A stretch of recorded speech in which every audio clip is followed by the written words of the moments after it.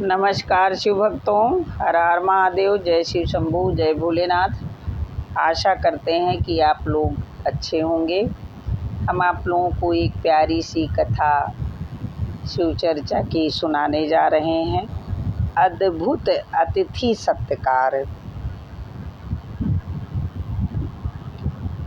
अब कथा पर चलते हैं। कर्पूरे गौरम करुणावतारम संसार सारम भुजगेन्द्रहारम सदा वसंतम हृदयारविंदे अभमं भवानी सहितं नमामि। एक दिन एक व्याध भयानक वन में शिकार करते समय पत्थर, पानी, हवा की चोट से अत्यंत दुर्गति में पड़ गया। कुछ दूर आगे बढ़ने पर उसे एक वृक्ष दिखा। उसकी छाया में जाने पर उसे कुछ आराम मिला। तब उसे स्त्री बच्चों की चिंता सताने लगी। इधर सूर्यास्त भी हो गया था। ठंडक के कारण उसके हाथ पैर में कंपन हो रहा था और दांत किटकिटा रहे थे। उसी वृक्ष पर एक कपोत अपनी पत्नी की चिंता में घुल रहा था। उसकी स्त्री पतिव्रता थी और अभी चारा चुगकर आई नहीं थी। वस्तुतः वह इसी व्याध के पिंजड़े में पड़ी थी। कपोत उसके न लौटने पर विलाप कर रहा था। पति का विलाप सुनकर कपोती बोली, नाथ, मैं पिंजड़े में बंधी हुई हूँ, कृपया आप मेरी चिंता न कर अतिथि धर्म का पालन करें। यह व्याध भूख और ठंड से मरा जा रहा है। सायंकाल अपने आवास पर आ भी गया है। यह आर्त अतिथि है। यद्यपि यह शत्रु है फिर भी अतिथि है, अतः इसका सत्कार करें। इसने जो मुझे पकड़ रखा है वह मेरे किसी कर्म का फल है।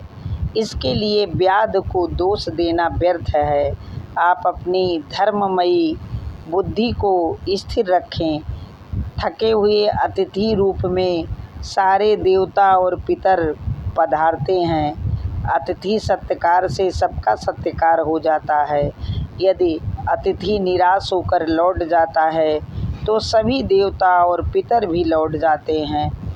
आप इस बात पर ध्यान न दें कि इस व्याध ने आपकी पत्नी को पकड़ रखा है, क्योंकि अपकार करने वालों के साथ जो अच्छा बर्ताव करता है वही पुण्य का भागी भी होता है। कपोत अपनी पत्नी के धार्मिक प्रवचन से बहुत प्रभावित हुआ। उसमें धर्ममयी बुद्धि जाग पड़ी।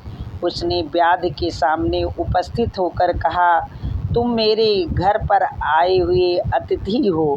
मेरा कर्तव्य है कि मैं प्राण देकर भी तुम्हारी सेवा करूं। इस समय तुम भूख और ठंड से मृत प्राय हो रहे हो। थोड़ी देर प्रतीक्षा करो। इतना कहकर वह उड़ा और कहीं से जलती हुई एक लकड़ी ले आया। उसे लकड़ी के ढेर पर रख दिया। धीरे धीरे आग जल उठी। उससे व्याध की जकड़न दूर हो गई। तब कपोत ने व्याध की परिक्रमा कर अपने को अग्नि में झोंक दिया। व्याध उसे अग्नि में प्रवेश करते देख घबरा गया। पक्षियों को और अपने को धिक्कारने लगा। फिर उसने कपोती तथा अन्य पक्षियों को पिंजड़े से निकाल कर छोड़ दिया। कपोती ने भी अपनी पति के पथ का अनुसरण किया। तत्पश्चात कपोत और कपोती देवता के समान दिव्य शरीर धारण कर तथा विमान पर चढ़कर स्वर्गलोक की ओर प्रस्थित हुए। उन्हें जाते देखकर व्याध ने उनकी शरण ली और अपने उद्धार के लिए उपाय पूछा। इस पर कपोत ने उसे गोदावरी में स्नान करने की बात बताई। 1 मास तक गोदावरी स्नान करके व्याध भी स्वर्गलोक को चला गया। गोदावरी का वह स्थान आज भी कपोत तीर्थ के नाम से विख्यात है। देखिए, इस कथा से हमें यही शिक्षा मिलती है कि अतिथि सत्कार पर हमने आपको कहानी सुनाई।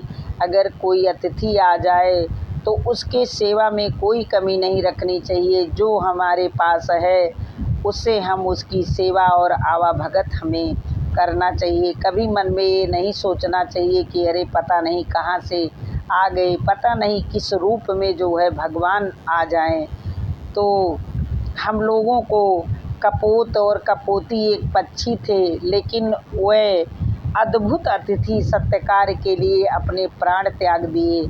और हम तो मनुष्य हैं, हमें इस कथा से शिक्षा लेनी चाहिए कि कपोत कपोती ने कैसे व्याध की भूख को मिटाया और अतिथि सत्कार किया। दोनों ने अपने प्राण दे दिए और स्वर्गलोक को चले गए। मेरी ये छोटी सी कथा थी, यहीं पर समाप्त होती है। अगर कथा आप लोगों को अच्छी लगी हो तो मेरे वीडियो को लाइक और शेयर ज़रूर कर दीजिएगा। कमेंट बॉक्स में जय महादेव ज़रूर लिखिएगा। हर हर महादेव, जय शिव शंभू, जय भोलेनाथ। पार्वती मैया के चरणों में मेरा कोटि कोटि प्रणाम। कथा पूरी सुनिएगा, आधा अधूरा कथा सुनने से भगवान का अपमान होता है। कथा से हमें कुछ न कुछ तो कहीं न कहीं ज़रूर अच्छा लग जाता है और हमारा मन भी बहुत प्रफुल्लित और प्रसन्न हो जाता है। हर हर महादेव, घर घर महादेव। धन्यवाद। जय श्री राधे कृष्णा।